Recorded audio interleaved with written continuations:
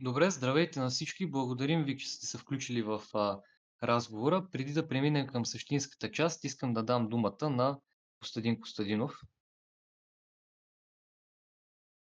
Аз благодаря за това, че ми даваш думата и да благодаря на всички, които сега са в петък вечер в канала, за да можем да си говорим.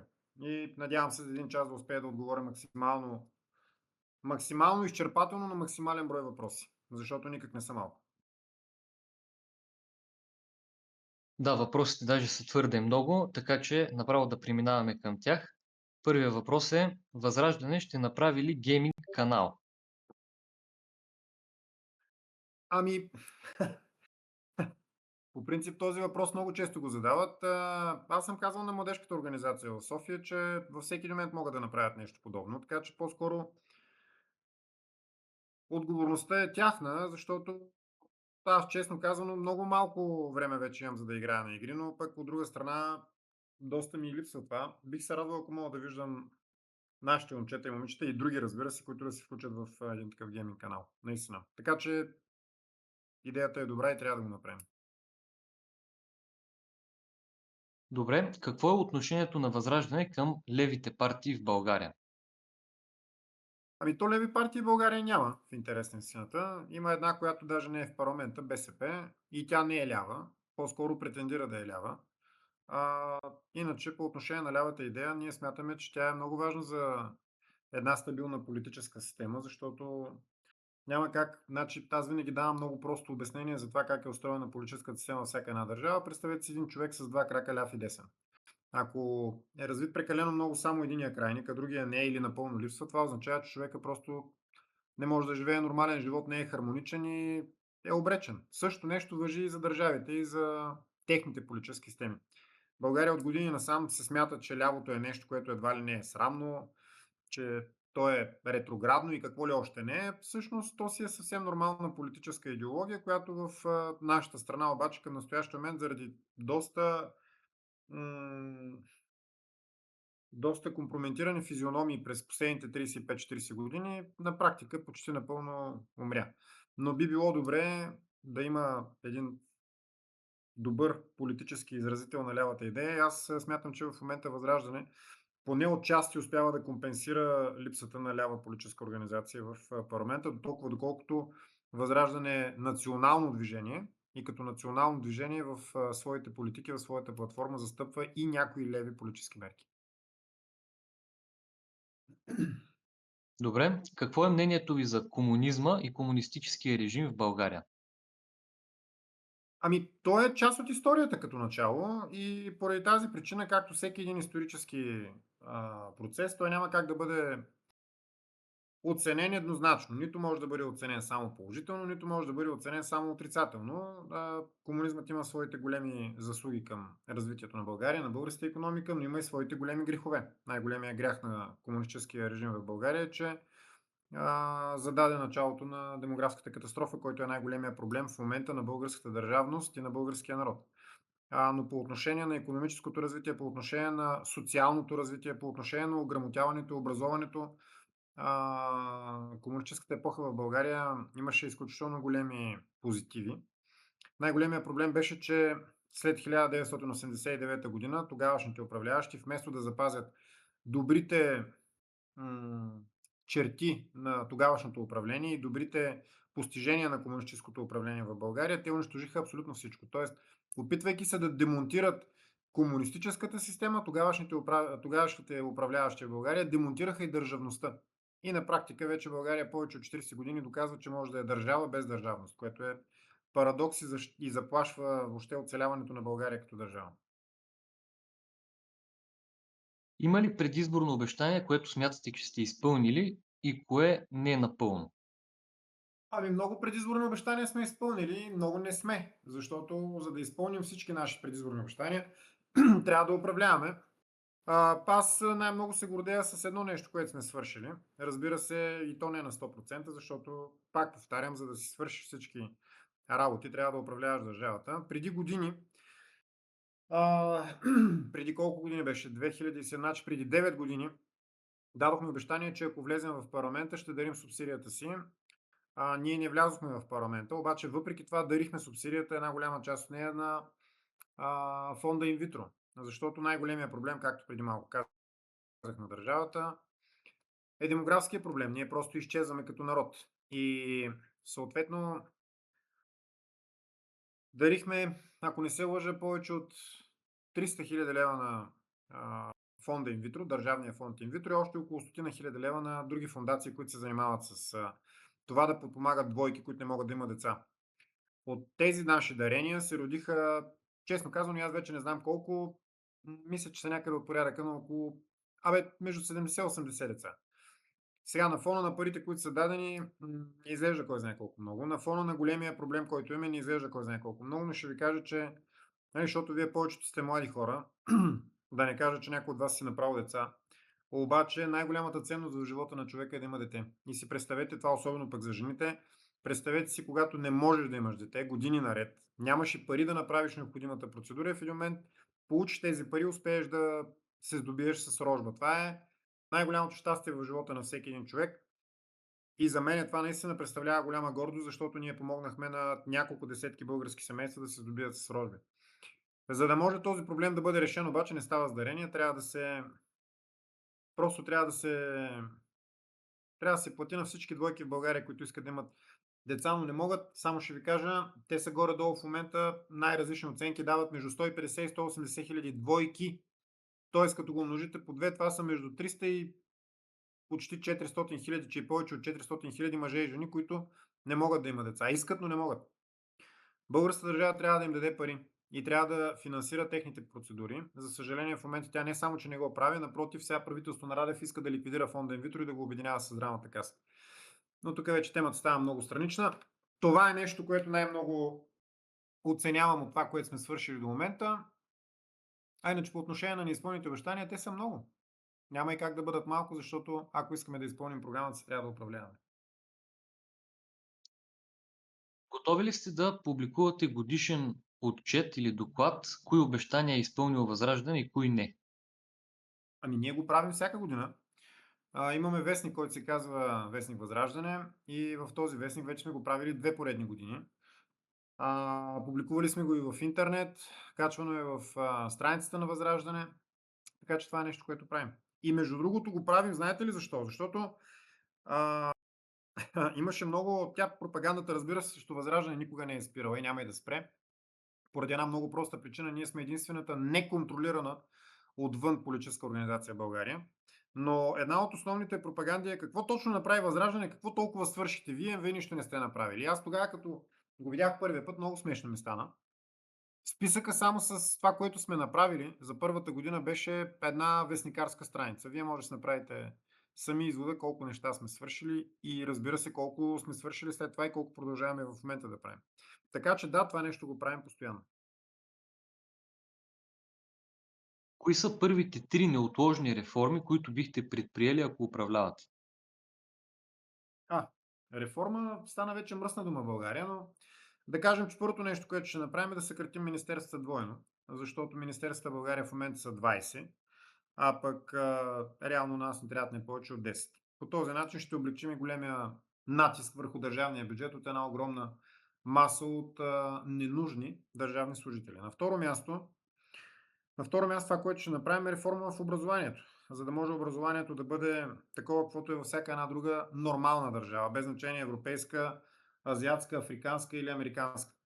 Именно то трябва да бъде патриотично, да показва на нашите деца защо трябва да се гордеят, че са българи и с какво ние българите сме по-специални и по-различни от другите народи, защото всеки един народ е специален и различен. На трето място това, което ще направим е да направим реформа в здравната каса, за да може най-накрая текста, който в Конституцията гласи, че здравеопазването е безплатно и достъпно за всички, да бъде реален. Защото в момента хем казваме, че здравеопазването е безплатно, хем където и да отидеш ще искат пари. За целта просто трябва да се премахне монопола на здравната каса, да има няколко здравни каси или пък и да има всеки човек възможността да си избира дали да плаща здравни осигуровки или не. В този случай, ако си плащаш здравните осигуровки, ще получаваш пълен пакет медицински услуги безплатно, разбира се. Тоест, те не са безплатни, ти си ги платил със здравните осигуровки. Но няма да плащаш допълнително. Ако обаче не си платил нищо, няма и да получиш нищо и ще си плащаш на общо основание. В момента какво се получава в нашата страна? Хем плащаме здравни осигуровки, за да имаме безплатно здравеопазване, хем като отидем в болницата и пак плащаме допълнително пари. Така че това са първите 3 неща, но те са много, много повече, разбира се, които трябва да се случат в държавата. Как ще убедите колебливите българи, че програмата на ВЪЗРАЖДАНЕ е реалистичен път за излизане от кризата? Всичко, което сме казали досега, се е случило. Няма нещо, което да сме казали, че ще стане и то да не е станало, независимо дали говорим за добро или за лошо нещо.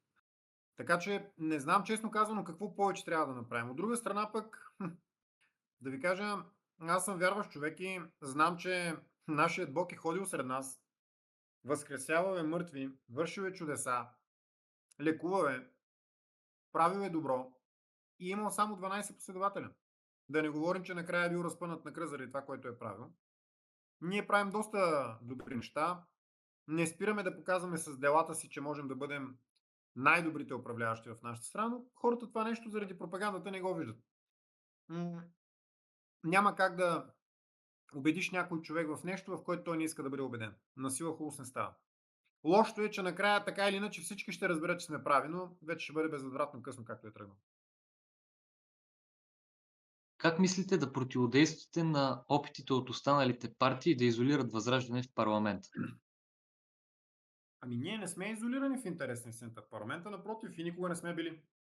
Винаги всички са си говорили с нас, като изключим, разбира се, турската партия ДПС и тези от сектата на ППДБ. Казвам секта, защото ППДБ наистина е секта.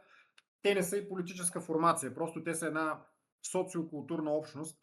Ако имате желание, може да направим допълнителен разговор само по темата, защото аз в момента пиша една малка монография на темата разпада ли се българската нация на две и създават ли българските либерали на практика отделна народност.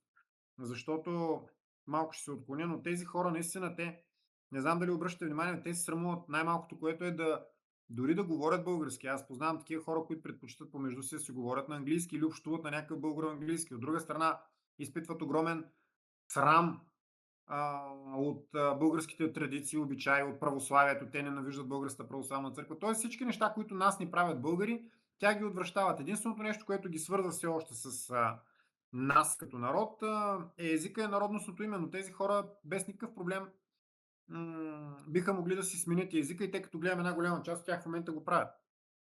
Така че с ППДБ никога не сме имали какъвто и да било контакт. С останалите партии, всъщност, ако трябва да съм точен, не е точно така, защото ПП през 2022 година ни каниха да участваме в управлението. ГЕРБ също са ни канали да участваме в управлението. Ние сме им отказали поради една много проста причина. За нас участието в управлението не е цел, а средство за постигане на целта. Нашата цел е България да е силна и независима, богата държава. За да стане това нещо, ние трябва да управляваме най-малкото в коалиция, в която ние сме водещи, а не да сме при съдружна патерица. Повярвайте ми, ако целта беше Възраждане да участва в управлението, до сега сме имали 4 пъти предложения.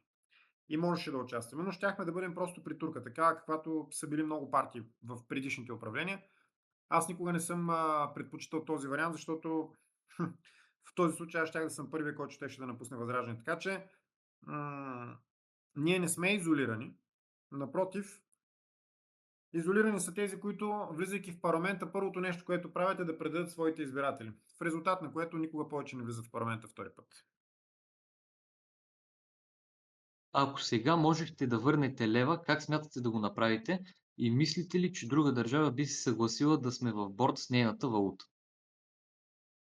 Ами, да почна отзад напред, да, мисля, защото това е нещо, което повдига авторитета на тази държава.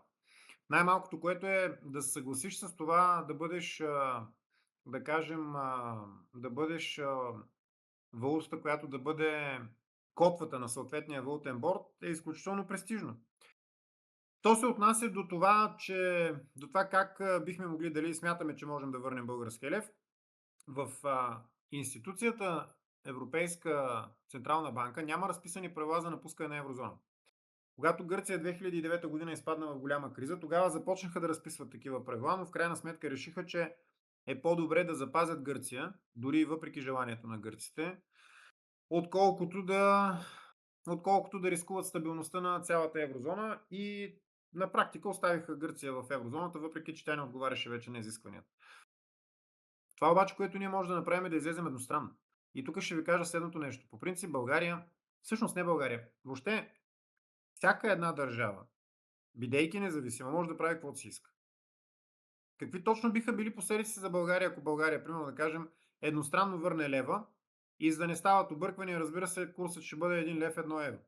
За да няма преизчисляване на цени и така нататък, целият този хаос и спекулации да бъдат избегнати. Какви биха били последици за една независима държава? Никакви. Знаете ли какви биха били последиците обаче за Европейската централна банка и за еврозоната? Много тежки. Защото ще покажем, че ние нямаме доверие на тази фалшива валута, защото еврото наистина е фалшива валута. То е една огромна политическа пирамида, която рано или късно ще рухне. Това означава, че на практика България ще срине еврозоната. И ние за първи път от, айде да не казвам столетия, но от десетилетия насам ще се превърнем в основна политическа фигура в системата на Европейския съюз. Въпросът е дали българските управляващи имат смелостта, гръбнака и характера да го направят. Тези в момента няма. Аз имам. Ако напуснем еврозоната, следва ли излизане от Европейския съюз и НАТО и как това би се отразило на нашата икономика? По принцип не следва, защото какво общо има Европейския съюз и еврозоната. Примерно, какво общо има Европейския съюз и НАТО с еврозоната. Айде, в Европейския съюз две трети от държавите са в еврозоната. Ами НАТО какво общо има? Канада какво общо има с еврозоната или Съединените американски щати или пък Турция, да кажем, които също са натовски държави. Що се отнася до Европейския съюз, знаете позицията на Възраждане, може би.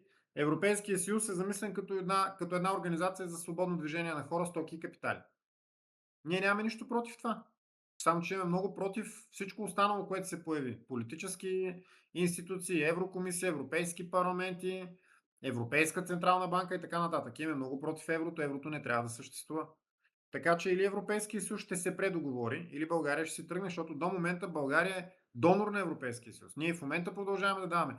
Абе, не знам въобще как е възможно да водим такъв разговор, ма какво ще да стане, ако... Ма ние, знаете ли, че на 1 януари дадохме 2 милиарда лева и аз вече не помня колко точно, мисля, че някъде около 1 тон злато дадохме в Европейската централна банка. Това е нашата вноска в Европейската централна банка, след като влязохме в Европейската зона. На практика България плати огромен членски внос, така да го кажем, и ще плащаме всяка година, както плащаме и членски внос за членство в Европейския съюз. За миналата година членския ни внос е 2 милиарда и 220 милиона лева за 25-та година. За тази година сметнете го в шиткоини, значи може да отиде към милиард и половина шиткоина, защото тя се обесценява валутата, има съответно инфлация. Така че това са неща, които пропагандата естествено не ни казва, но истината е такава каквато е. България финансира в момента Европейския съюз. И то не просто го финансира с пари, но и всичко останало, включително и с най-милото си. С децата си, с мозъците. Най-добрите деца на България, които заминават извън България, много рядко от тях се връщат. Защо смятате, че ви наричат проруска партия? Защото това го казват хора, финансирани от американското, от английското посолство, естествено. На принципа крадеца вика дръжте крадеца. Знаете ли кое е най-интересно? Че винаги, когато някой в България защитава българския национален интерес, той е наричан проруски. Аз до сега как така един път не видях някоя партия, която защитава евроатлантическите така наречени ценности, един път поне веднъж да беше защитила българския национален интерес. Напротив, те винаги работят срещу България. Унищожиха българската армия, българската икономика, българското земеделие, унищожиха накрая и българската валута. И през цялото това време ни обясняват, че ние, които искаме да защитаваме България, сме руски. Или проруски формации и какво ли още не там друго. Истината е, че тези хора, всичките по върховете на тези партии, са чужди агенти. И то хора, които, ако аз управлявам държавата, ще разследвам и ще вкарам в затвора с държавна измяна. Ако въобще след като почнем да управляваме, те продължат да са в страната, защото мисля, че те много добре знаят какво ги очаква. Няма да има прошка за тях. И затова натиска срещу нас е толкова голям. Извинявайте, обаче това не е ново явление. Като историк трябва да ви кажа, че всички дейци на Априлското въстание, всички от до, включително и Захари Стоянов, който в последствие става един от най-големите русофоби в България, са наричани тогава от турската, от английската пропаганда руски агенти. Те даже ги наричат откровенно руснаци. които са дошли да вдигнат въстание срещу султана, въпреки че българите не искали, те били много кротки и много обичали да живеят под турската власт. Така че нищо ново под слънцето. Става разлика, че преди го пишеха турските и английските пропагандисти, сега го пишат българоязични турски и английски мекерета, което или англо-американски по-скоро, което е много унизително, разбирате ли? Аз, честно казано, наистина, ако има нещо, което ме омерзява и продължава да ме омерзява изключително много, това са хилядите еничари, които изпитват някаква, не знам, някаква животинска радост от това да храчат по собствения си род и по собствената си родина. За или против сте гей браковете? Твърдо против, категорично. Добре, какво мислите за българския футбол и по-специално за втора лига? Трябва ли да се инвестират повече пари от държавата? Ами аз да ви кажа честно, мисля, че първо български футбол относително казано съществува, защото че е футбол футбол, ама какъв български футбол е това? Аз съм от Варна, любимия ми отбор е Черно море. Не съм ходил на мачове от години, защото и все пак, айде да кажем, в Черно море все пак играят малко българи, ама в останалите отбори ти не можеш да разбереш кой е, не знаеш кои са. Най-малкото, което и те и дори български не говорят. Аз не знам треньорите им как се оправят. Какво удоволствие би ми доставило да отида на един терен, на който да гледам примерно как от едната страна 11 негри се гонят с 11 негри от другата страна. Какъв точно е българския футбол в това? Този ред на мисли в Б група, пък и ако щете дори вече в В група, колкото по-надолу слизаме, толкова повече футболът е български, защото там действително играят български футболисти, натъртвам на български, а не такива, които са дошли да играят в България. А, лошото обаче е, че аз мога да кажа нещо, което така малко по-лична информация. Имам първи братовчет, който играе в един от младежките отбори на юношеските отбори на Спартак Варна. Викаха го преди година. Година е нещо, ако не се лъжа, го викаха в един от големите а, български отбори, защото той е централен нападател и е талант. Но Чичо ми, баща му, неговия баща, отказа да го даде, защото каза така, те вземат най-добрите деца, за да не ги вземе някой друг, след което в игра обаче пускат, това говорим за юношеските и за младежките отбори, след това в игра пускат деца, които не са толкова талантливи, но пък родителите им плащат пари. И тъй като в юношеския и в младежкия футбол няма пари, за разлика от професионалния футбол, там децата, ако не бъдат пускани в един момент, просто почват да закърняват. И той ми каза, аз предпочитам да играя в по-слаб отбор, за да играе, да се бори на терена, да трупа опит, да вкарва голове, отколкото да го пратим в един престижен отбор, но там да стои на резервната скамейка. И това е причината, поради която много деца се отказват в един момент от спорта. Защото просто виждат, че независимо от техния талант, те не са пускани. И после какво очакваме да имаме някакъв силен национален отбор? Ми никога няма да имаме, разбира се. Защото корупцията в футбол е същата като корупцията във всички останали нива на държавното управление. Няма как да очакваме да е нещо по-различно в футбола, след като държавата ни е потънала и проядена от корупция. Имате ли план как да привлечете повече млади хора във Възраждане, защото повечето млади хора не определят Възраждане като тяхната партия? А младите хора какво определят като тяхна партия? Оттам да почнем. И аз съм бил млад. Честно казано, никой не ме е привличал тогава. Аз съм този, който сам си е изградил политическата философия сам за себе си. И така смятам, че трябва да бъде. Да ви кажа честно, като човек с независимо мислене и до сега изпитвам някаква много голяма неприязън към това някой да ми казва какво да правя. Смятам, че децата ни, т.е. вие, децата ни са достатъчно умни, за да могат да преценяват и да могат сами да вземат решения. Разбира се, за да могат да преценяват и да вземат решения, някой трябва да им даде база. И тук вече е нашата работа. Това, което ние правим, включително и сега това, което правим, е да показваме какво мисли Възраждане, какво смята да направи с България, ако почне да управлява. Оттам насетне младите хора са тези, които решават. Дали ще преценят, че заслужаваме доверие или ще кажат, абе и тия са поредните, които говорят пълни глупости. Но и в един и в другия случай смятам, че децата са тези, които младите хора са тези, които трябва сами да изградят себе си с помощ, напътствие и с подкрепа от страна първо, най-вече своите родители, второ, образованието, образователната система, училище и така нататък, и на трето място по-големите техни връстници. При нас в нашата страна, за съжаление, нито едно от тези неща не е налично. Нито родителите имат възможност, нито образованието е на място, пък да не говорим за по-голямата, за средата и по-големите около тях, които мисля, че достатъчно добре виждате за какво става въпрос. Даже не искаме да коментирам. Но няма някаква формула, с която, примерно, да кажем, можем така да штракнем с пръст и да кажем, айде сега привличаме възраждане младите хора. По принцип, младите са доста аполитични, което е проблем, защото ако ти не се интересуваш от политиката, това нищо не означава, тъй като политиката така или иначе се интересува от теб. Затова просто трябва да правим това, което и в момента правим, с надеждата, че повече хора ще го виждат. Защо вече не гостувате при Мартин Карбовски? Ами, как да ви кажа? Интересен въпрос. Да кажем, че Мартин Карбовски има други политически пристрастия и те си му личат. Това е причината. Честно казано, аз не съм изненадан. Знаех, че няма да участваме повече при него, след като минаха изборите. По време на избори, разбира се, може би знаете, може би не, всички политически партии са длъжни да плащат за своите участия в медиите, такъв е закона. Ние също си плащахме, но между политическите кампании, т.е. между изборите, никой не ни задължава да плащаме. И аз смятам, че не е редно. Не съм плащал, не плащам, нямам и намерение да плащам на каквито и да било журналисти или медии или подкасти и така нататък и така нататък. Но явно е, че този наш подход не винаги е печеливш, в резултат на което на някои места не ходим вече.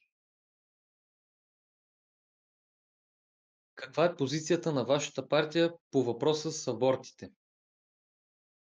Ами аз смятам, че аборти не трябва да се правят. За мен това е убийство. Обаче от друга страна, смятам, че не могат да бъдат и забранени. И ще кажа защо не могат.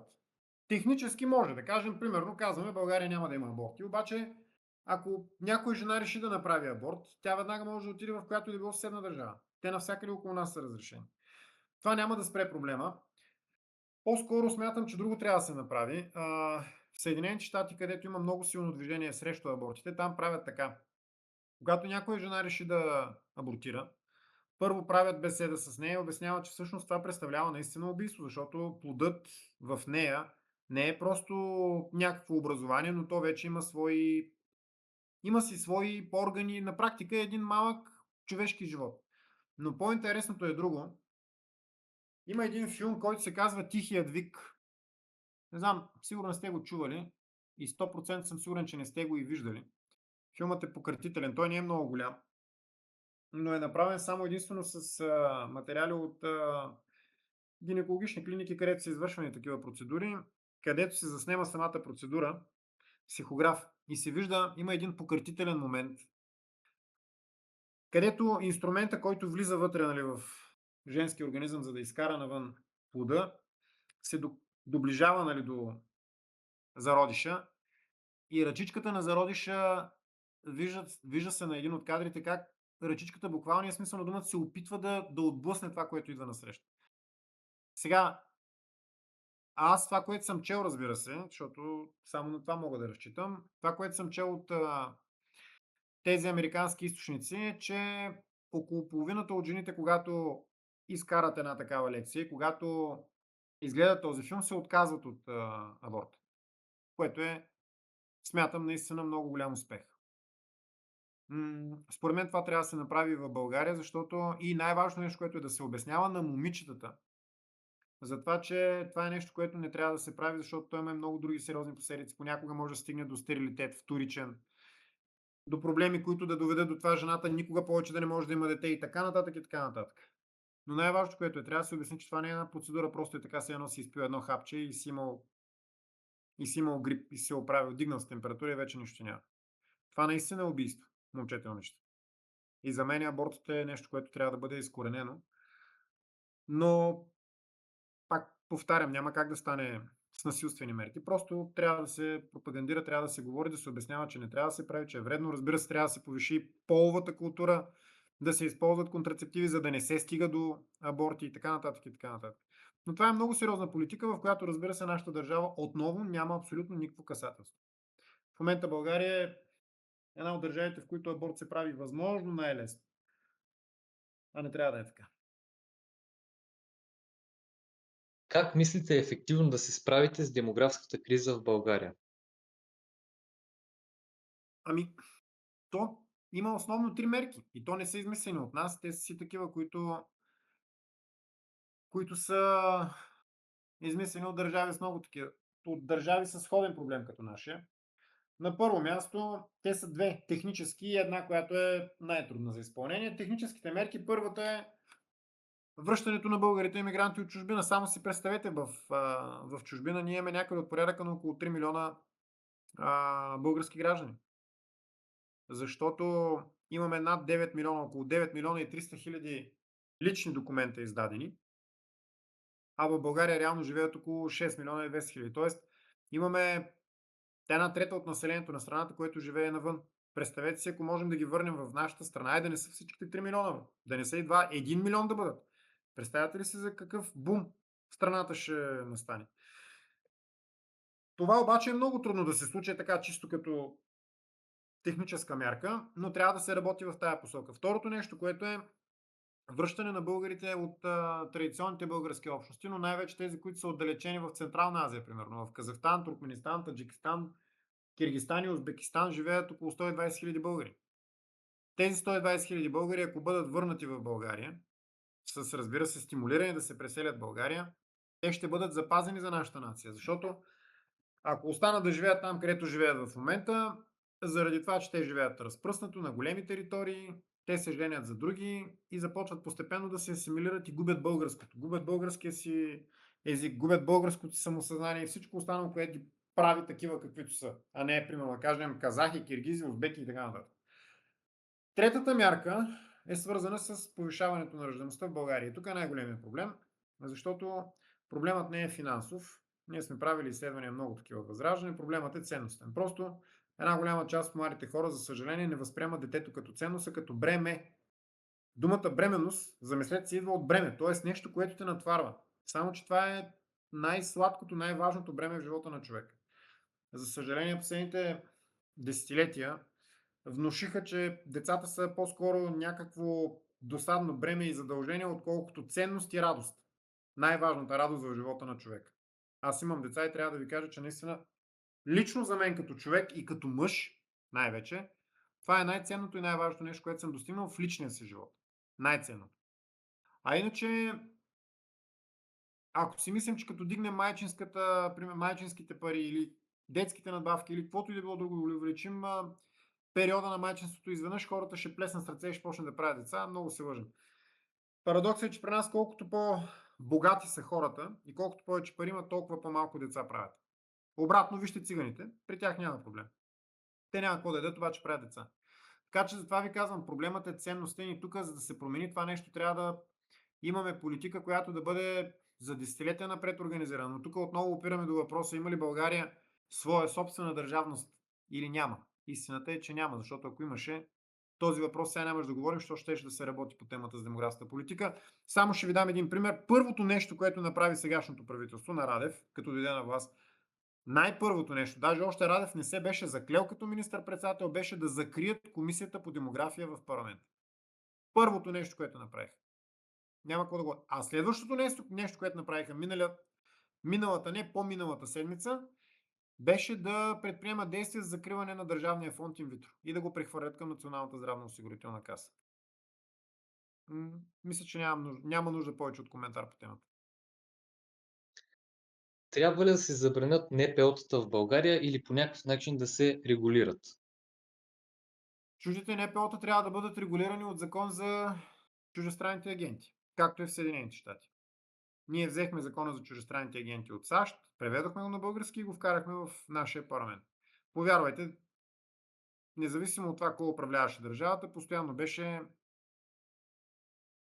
беше отхвърлян. Сега сме го предложили в този парламент. Румен Радев и тук ще го отхвърли, естествено. Защото ако стане ясно, че примерно да кажем една фундация се издържа от английското правителство и тя на свой ред плаща пари на учители, които на свой ред говорят на децата пълни глупости и им обясняват някакви измишльотини за българската история, ще стане ясно, че в България действа огромна машина за чуждо влияние. Огромна, чудовищна. А това нещо управляващите в нашата страна не искат да стане ясно, защото тогава ще стане ясно, че всъщност те не са управляващи, а са управлявани.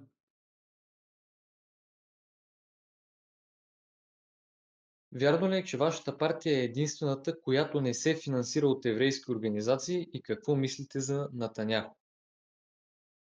Смятам, че Нетаняху е военнопрестъпник и смятам, че на изборите, които идват сега октомври, самия израелски народ ще го свали от вас. И да, ние не се финансираме от еврейски организации никога. По никакъв начин, не само от еврейски, от каквито и да било. Чужди организации нямат място в финансирането на българските партии или граждански организации. Какво мислите за украинския дрон паднал на наша територия и за изказването на Радев по този въпрос? Радев първо каза, че украинският дрон е бил много мощен, взривът се е чул много надалече. В следващия момент, няколко часа по-късно, каза, че той е бил разузнавателен дрон и на практика е бил съвсем така незначителен. За мен това, което украинците направиха, беше ясен сигнал към Радев. Да слуша. И той слуша, между другото. Изключително добре ги слуша. И пари им дава, и оръжие им дава. В този бюджет тая година също гласуваха пари. Междувременно обяснява пък на избирателите си, че нямало повече да дава пари. Радев, извинявам се, че ще се отклоня малко, но е уникален лъжец, наистина. Уникален лъжец. Просто аз даже днес включително гледам новина от сутринта как турският министър на транспорта обяснява, че магистрала Черно море ще бъде дадена на концесия на турската държава. Когато аз го казах това нещо преди един месец, Радев каза, че това не е вярно. И пак излъга. Уникален лъжец. Също нещо и с украинския дрон. Украинците удариха страната, за да покажат, че ако решат, може да ни направят провокации. Не отрекоха, казаха, че те са го изпратили. Наистина, обаче казаха, че не било нарочно. Еми, много е интересно. Ние им даваме пари, държавата, не ние. Държавата им дава пари, храним 120 хиляди украинеца в България в момента, защото толкова са така наречените украински бежанци в България. Аз съм от Варна, трябва да ви кажа, че една трета от колите в Варна вече са с украинска регистрация. Преди няколко дни ходих до Бургас, целият път от Варна до Бургас и обратно покрай Слънчев бряг, особено, то почти няма коли с българска регистрация, само украинци. И може да сетите какви са колите. Та, за благодарност, че приеме 120 хиляди богати украинци в България, че им даваме пари за въоръжение и самото въоръжение им даваме, освен всичко друго, Украина показа, така да се каже, много сериозна благодарност. Но не е от той, който иде баницата.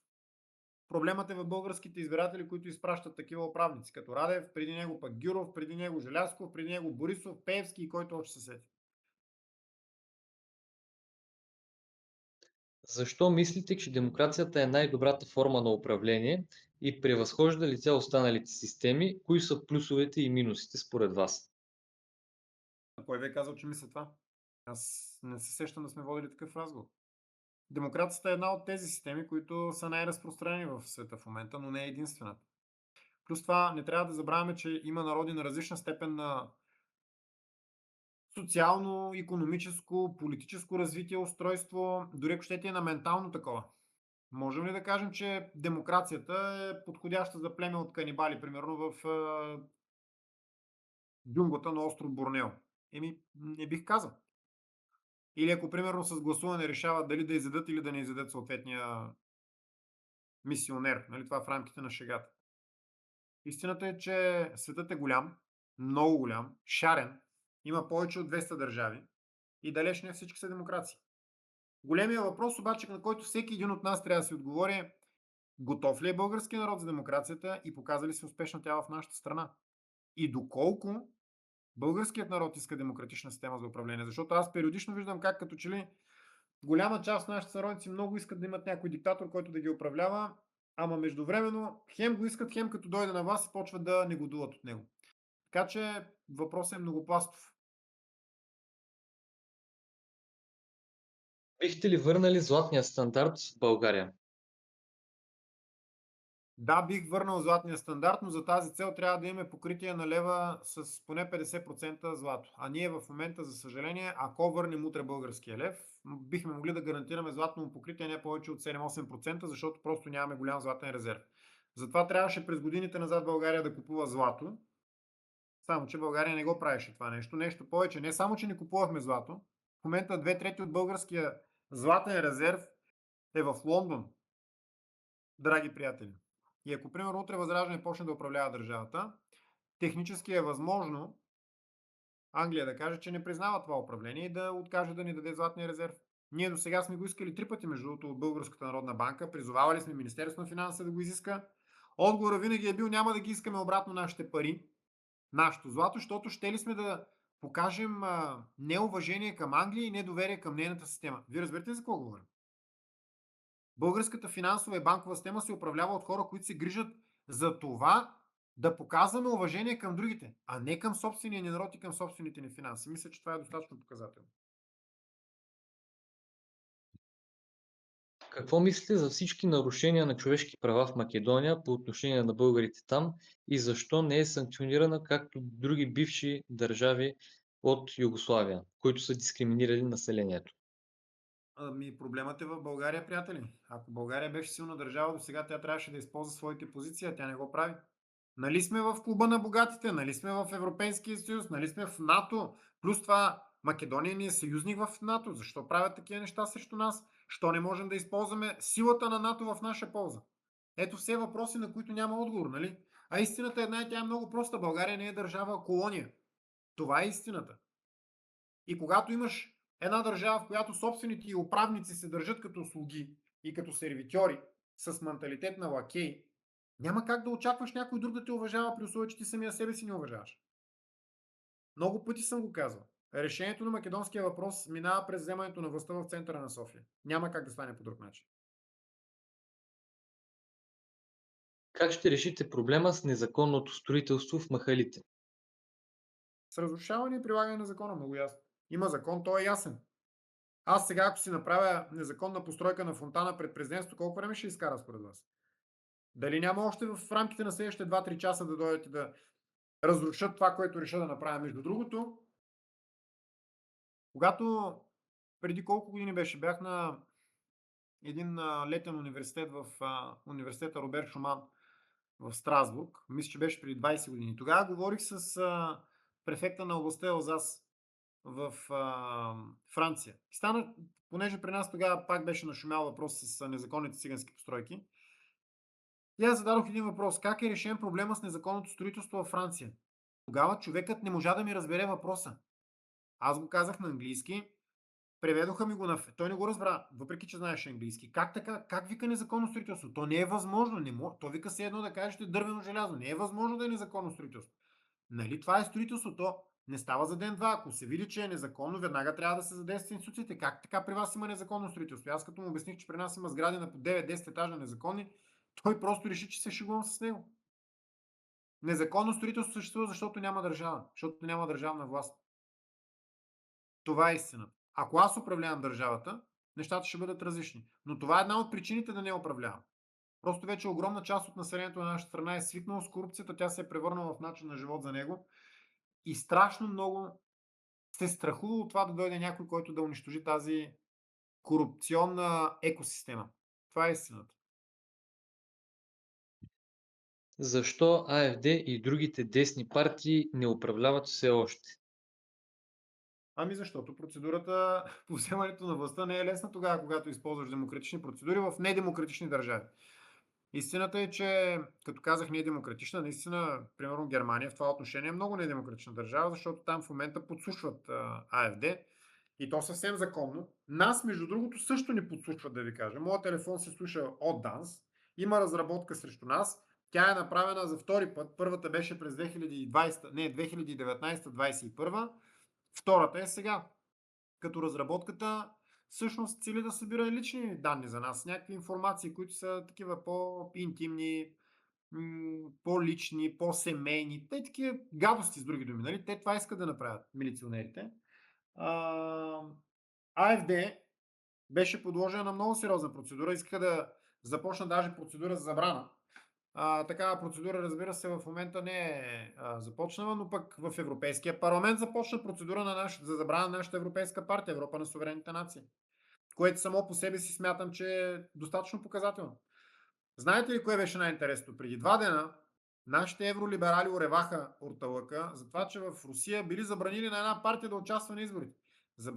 Забележете, не е забранена партията, а са и забранили да участва на изборите заради жалба от друга партия. И това беше вече реваха, плакаха, как може, ето виждате ли. Същите тези изроди, които казват как в Русия забранявали на една партия да участва на избори, призовават за забраняването на Възраждане. Правиха петиции за забраната на Възраждане. Писаха писма и доноси до Европейската комисия за забраната на Възраждане. А радваха се, когато имаше дело за забраната на Възраждане. Имаше дело преди 5 години за забраната на Възраждане. Ние го спечелихме тогава, между другото. Така стоят нещата. Какво мислите за чат контрола, който се обсъжда? Това е фашизъм. Кратко и ясно. Ние от Възраждане в Европейския парламент се борим с това нещо, но за сега сме малцинство. Не знам дали ще успеем да се преборим да не се случи. Но това си е чист фашизъм. Пак отново под, как да кажа, под претекст, под претекст да се пазят хората, в един момент почват да ти гледат, почва да ти гледат бельото. Това е истина. Защото идеята е да почнат да следят личната ти кореспонденция, въобще всичко. Абсолютно всичко.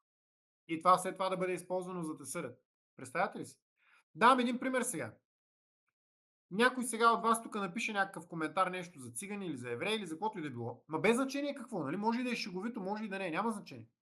Това след това може да бъде използвано да намерят човека, който сега в момента пише, независимо какъв му е там, тук, какво му е името, нали, в Discord, намират го и започва процедура срещу него.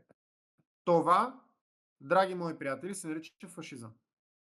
Същите тези хора, които казват и обвиняват нас, примерно Алтернатива за Германия, другите наши партньори, че сме били фашисти, всъщност са най-откровените, най-истинските фашисти.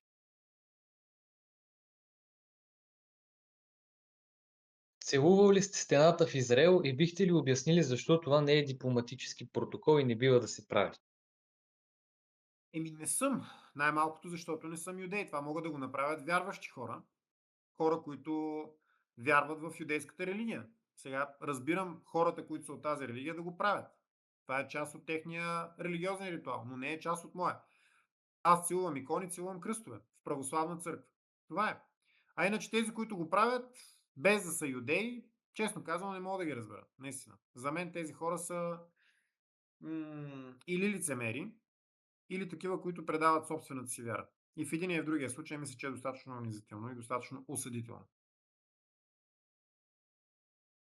Какво е мнението ви за играта League of Legends? Абе, честно казано, аз мисля, че в началото го коментирах. Не ми остава време да играя, повярвайте ми, даже наскоро, между другото, защото сина ми има PlayStation. И като се прибера, той вече не живее с нас, отдели се, защото е голям, той е на 22, големия ми син. И той има PlayStation, играе и аз, докато живееше в къщи, съм го гледал с огромно удоволствие, нали, разцъквали сме с него това. Обаче сега наскоро, понеже мислихме да си вземем нов телевизор, защото стария ни телевизор навърши вече 12-13 години. И си говорихме дали да не взема и аз един PlayStation и да играем с него. И той казва: тате, ти вика, нямаш време да се прибереш вкъщи. И аз се замислих, че е така. Аз пътувам всяка седмица Варна-София, защото живея във Варна, а работя в София. Всяка седмица. Представете си това, всяка седмица минимум 1000 км. Още повече, че като председател на парламентарна група трябва да обикалям и останалата част в страната. Минимум 1000 км правя в седмицата, а обикновено са по около не 1000, ами 1400-500, защото има и градско движение в София. София е голям град. На края на месеца обикновено са някъде между 6 и 8000 км, минати всеки месец. Когато се прибера вкъщи, последното нещо, което ми остава е да мисля за игри, въпреки че много ми се играе. Играта ми харесва, ама не мога да я коментирам в дълбочина, защото наистина не съм разцъквал. Нямам време. Дали мога и аз да задам един въпрос от чата? Що да не може? Питат ви за играта Persona, дали ви харесва? Не съм я чувал.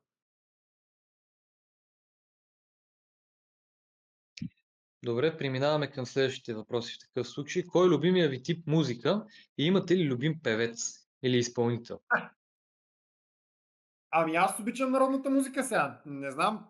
Аз винаги този въпрос, като ми го зададат любимия стил музика, народната музика ми харесва. Дядо ми, Бог да го прости, на който съм кръстен, той знаеше страшно много народни песни, понеже нашето родословие е от Странджа, оттам идва бащиния род, пък и майчиния род, между другото.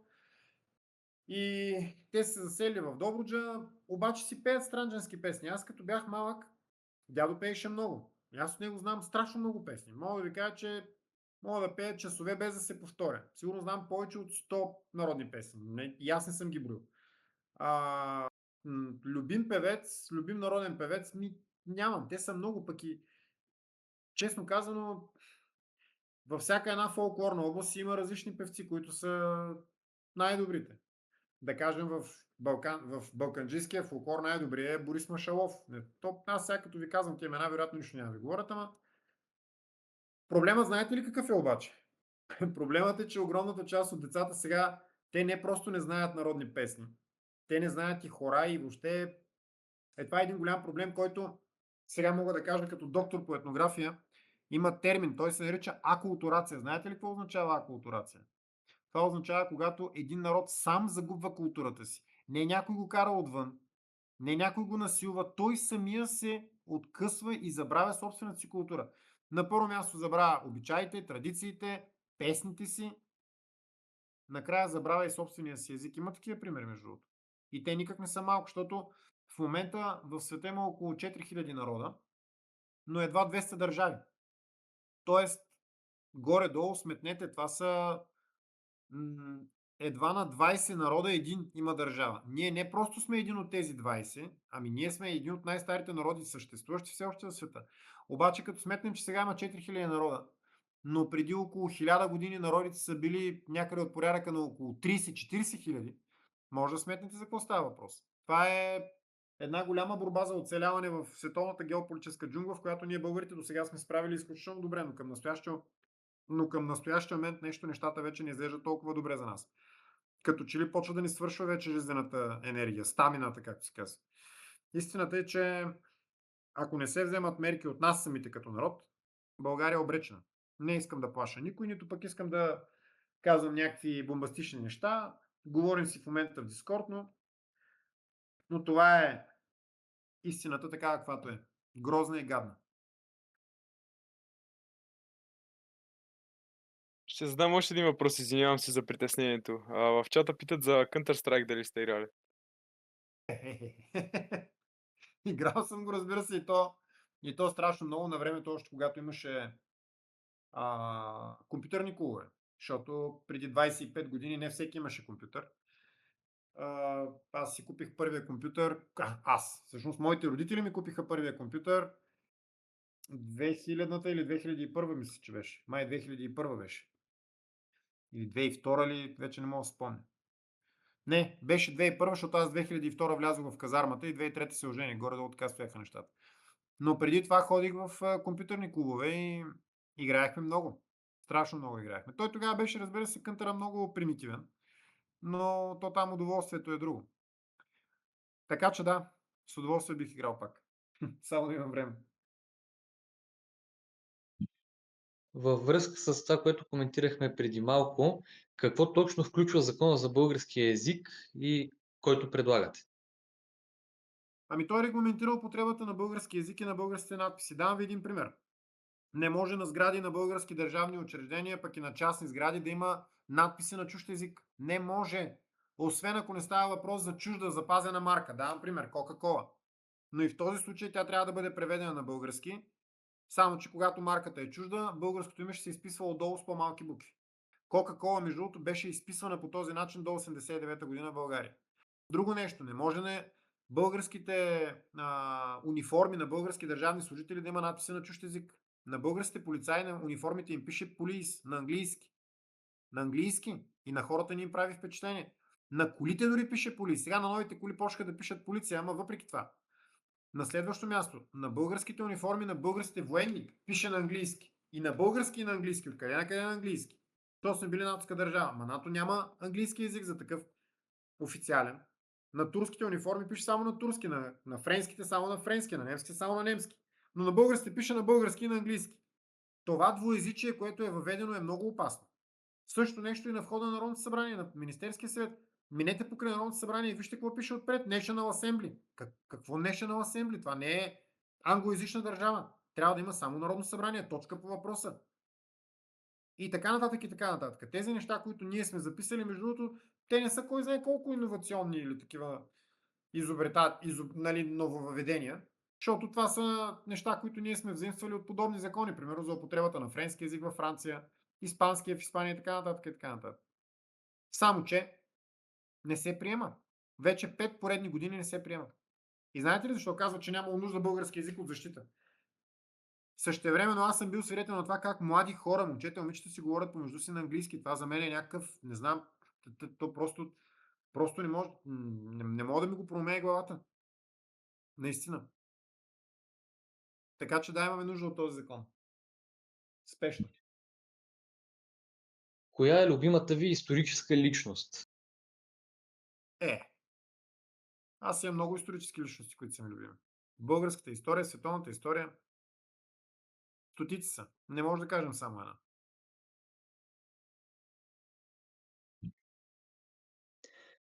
Добре, какви са плановете ви за модернизация на българската армия? Ами на първо място трябва да си възстановим собствения капацитет да произвеждаме оръжие сами. Момчета и момичета, ще ви кажа следното нещо. България произвежда едни от най-добрите бойни машини за пехотата, Рила. Изнасяме ги в 8 държави в света. Правят се в Бургас, в момента се прави втори завод в Симитли. Но когато дойде момента за закупуване на такива БМП-та, бойни машини на пехотата, българската държава даде 220 милиона долара на Съединените американски щати за закупуването на страйкари. Страйкарите са наречени така от американските войници в Афганистан са наречени афганистански ковчези, защото не стават за нищо. Но нашата държава с нашите пари предпочете да купи афганистански ковчези страйкари за 220 милиона долара, вместо да ги даде за българските БМП-та Рила. Какво да говорим? От тук трябва да започнем преди всичко. Другото нещо, което трябва да имаме план. Искаме ли да възстановим българската армия или не?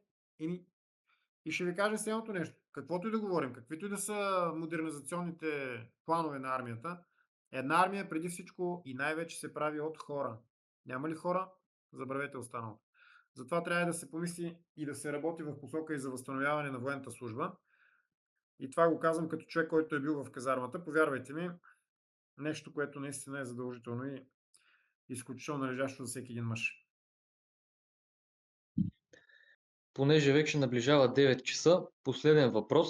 Ако управлявате, как ще решите проблема с корупцията? Ами, аз всъщност смятам, че за корупция трябва да има смъртна присъда. Така както е в Китай. Смятам, че много бързо ще го решим. Не смятате ли? Достатъчно един. Един е достатъчно. Да бъде осъден на смърт и да бъде изпълнена присъдата. Оттам насетне, повярвайте ми, няма да има никой, който да иска да се корумпира. Преди да приключим, искате ли да кажете някакви думи в заключение? Ето това малко звучи като последната дума на осъдения. Ами, какво да ви кажа? Първо, радвам се, че сте тук сега в момента, за да си говорим, макар че то малко така едностранно, защото въпросите са предварително зададени. Аз като ги погледнах, те бяха стотици. Не знам, честно казано, на колко успяхме да отговорим в доста забързано темпо, но искам да ви благодаря, че сте тук и да ви кажа, че всъщност не трябва да очаквате някой друг да ви дава, как да кажа, съвети, акъли и така нататък. Младият човек от един момент нататък, когато започне да чете книги и да се развива и да събира информация, той е достатъчно, как да кажа, достатъчно критично мислещ, за да може сам да оценява кое е добро и кое е лошо. Нашето общество през последните години е доста незряло и доста деградирало, но въпреки всичко в него има запазени много острови на здрав разум. Нашата функция като ръководители на политическа сила, като хора, които искат да управляват държавата, е да направим така, че да превърнем тези острови в архипелаг, а после в континент и да пресушим блатото, в което се опитват да ни удавят. Много е трудно, но вярвам, че с ваша помощ ще стане. Благодаря ви за въпросите. Благодаря ви за това, че бяхте тук в петък вечер. И се надявам при следваща възможност и в следващ момент, в който имам време, отново да направим подобен разговор. Така че от мен лека вечер.